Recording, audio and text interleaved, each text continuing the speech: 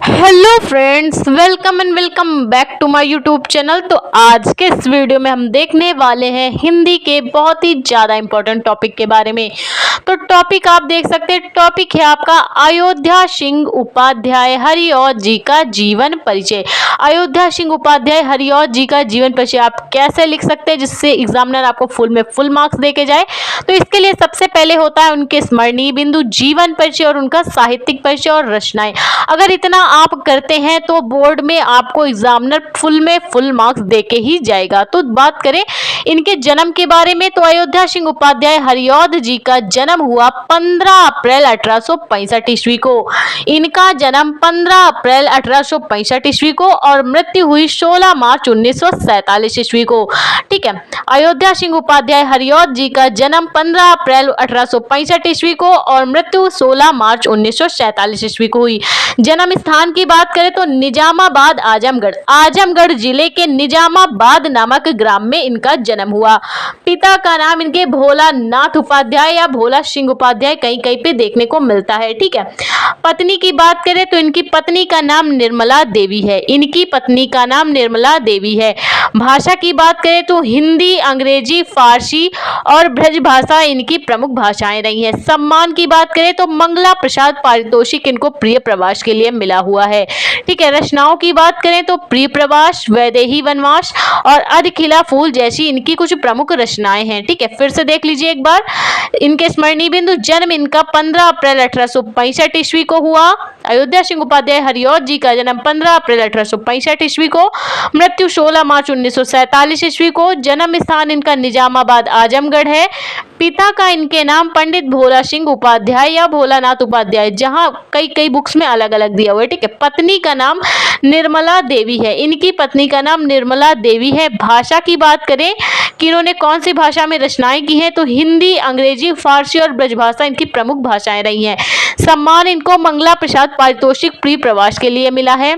रचनाएं हैं प्रिय प्रवास, वैदेही वनवास, अधखिला फूल जैसी कुछ प्रमुख रचनाएं हैं और भी इन्होंने कई सारी रचनाएं की हैं। अब बात करें इनके जीवन परिचय के बारे में कि इनके जीवन में क्या क्या कुछ हुआ। ठीक है, तो अयोध्या सिंह उपाध्याय हरिऔध जी का जन्म 15 अप्रैल 1865 ईस्वी को। अयोध्या सिंह उपाध्याय हरिऔध जी का जन्म 15 अप्रैल 1865 ईस्वी को आजमगढ़ जिले के 15 अप्रैल 1865 ईस्वी को आजमगढ़ जिले के निजामाबाद नामक ग्राम में हुआ। कहाँ हुआ? आजमगढ़ जिले के निजामाबाद नामक ग्राम में अयोध्या सिंह उपाध्याय हरिऔध जी का जन्म हुआ। अयोध्या सिंह उपाध्याय हरिऔध जी का जन्म 15 अप्रैल 1865 ईस्वी को आजमगढ़ जिले के निजामाबाद नामक ग्राम में हुआ। ये बात हुई इनकी जन्म की। अब बात करें कि इनके पिताजी का क्या नाम था, तो इनके पिताजी का नाम पंडित भोला सिंह उपाध्याय था। इनके पिताजी का नाम पंडित भोला सिंह उपाध्याय था। ठीक है, इनके पिताजी का नाम पंडित भोला सिंह उपाध्याय। और क्या हुआ, 5 वर्ष की अवस्था में, जब ये 5 वर्ष की अवस्था में हुए तो फारसी के माध्यम से इनकी प्रारंभिक शिक्षा हुई। फारसी भाषा से इनकी प्रारंभिक शिक्षा 5 वर्ष की अवस्था से प्रारंभ हुई। 5वीं से ये स्कूल जाने लगे थे। 5 वर्ष की अवस्था में फारसी के माध्यम से इनकी प्रारंभिक शिक्षा हुई और वर्नाक्यूलर से मिडिल पास करने के पश्चात ये क्वींस कॉलेज बनारस में अंग्रेजी पढ़ने गए।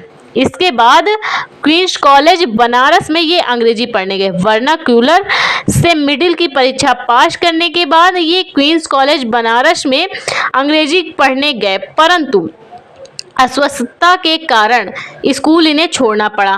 मतलब शारीरिक रूप से बीमार होने के कारण इन्होंने विद्यालय का त्याग कर दिया। अयोध्या सिंह उपाध्याय हरिऔध जी का जन्म 15 अप्रैल 1865 ईस्वी को आजमगढ़ जिले के निजामाबाद नामक स्थान पे हुआ। ठीक है, अयोध्या सिंह उपाध्याय हरिऔध जी का जन्म 15 अप्रैल 1865 ईस्वी को आजमगढ़ जिले के निजामाबाद नामक स्थान में हुआ। इनके पिताजी का नाम भोला सिंह उपाध्याय था और इनकी शिक्षा का प्रारंभ 5 वर्ष की अवस्था में फारसी भाषा से प्रारंभ हुआ। ठीक है, जहां पे इसके बाद इन्होंने क्या किया, वर्नाक्यूलर से मिडिल पास की इनकी जो प्रारंभिक शिक्षा है फारसी भाषा से आरंभ हुई 5 वर्ष की अवस्था से। ठीक है, 5 वर्ष की अवस्था में फारसी के माध्यम से इनकी शिक्षा का प्रारंभ हुआ। और इसके बाद क्या हुआ, वर्नाक्यूलर से इन्होंने मिडिल पास की, वर्नाक्यूलर से इन्होंने मिडिल की परीक्षा पास की। और इसके बाद बनारस में क्वींस कॉलेज में इन्होंने इंग्लिश के लिए, अंग्रेजी पढ़ने के लिए गए, परंतु शारीरिक अस्वस्थता के कारण इन्हें स्कूल छोड़ना पड़ा। शारीरिक अस्वस्थता के कारण इन्हें स्कूल छोड़ना पड़ा। बाद में इन्होंने क्या किया, बाद में इन्होंने हिंदी तथा अंग्रेजी विषय का जो ज्ञान है वह स्वाध्याय से ही प्राप्त कर लिया। बनारस गए परंतु शारीरिक अस्वस्थता के कारण इन्हें स्कूल छोड़ना पड़ा। बाद में हिंदी तथा अंग्रेजी भाषा का अच्छा ज्ञान इन्होंने स्वाध्याय से ही प्राप्त कर लिया। इसके बाद क्या हुआ, निजामाबाद के ही मिडिल स्कूल में अध्यापक कानून गो के पद पे इन्होंने कार्य किया। निजामाबाद के मिडिल स्कूल में अध्यापक कानून गो के पद पे इन्होंने कार्य किया तथा काशी विश्वविद्यालय में अवैतनिक शिक्षक के पद पर भी इन्होंने कार्य किया है। काशी विश्वविद्यालय में अवैतनिक शिक्षक के पद पर भी इन्होंने कार्य किया तथा 16 मार्च सन 1947 ईस्वी को 16 मार्च सन 1947 ईस्वी को इनकी मृत्यु हो गई। 16 मार्च 1947 ईस्वी को इनकी मृत्यु हो गई। ये बात हुई इनके जीवन परिचय के बारे में। अब जानते हैं इन्होंने साहित्य में क्या योगदान दिया। प्रारंभ में हरिऔध जी ब्रजभाषा में कविता किया करते थे। प्रारंभ में अयोध्या सिंह उपाध्याय हरिऔध जी ब्रजभाषा में कविता किया करते थे, जिसका प्रिय प्रवास एक अच्छा उदाहरण है।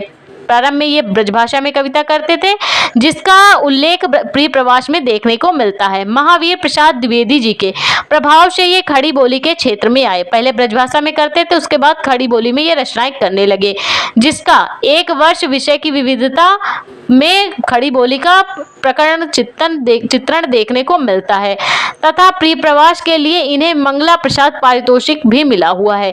इनकी रचना प्रिय प्रवास के लिए इन्हें मंगला प्रसाद पारितोषिक मिला। रचनाओं की बात करें, प्रिय प्रवास, वैदेही वनवास, पारिजात, चुबत चौपदे, चौके चौपदे, रसकलश, अधकिला फूल, ठेठे, हिंदी का ठाठ। प्रिय प्रवास, वैदेही वनवास, पारिजात, चुबत चौपदे, चौके चौपदे, रसकलश, अधकिला फूल, ठेठे, हिंदी का ठाठ। तो ये बात इनके जीवन परिचय और साहित्यिक परिचय और रचनाओं के बारे में। तो अगर आपको वीडियो समझ में आया तो प्लीज वीडियो को लाइक और हमारे चैनल को सब्सक्राइब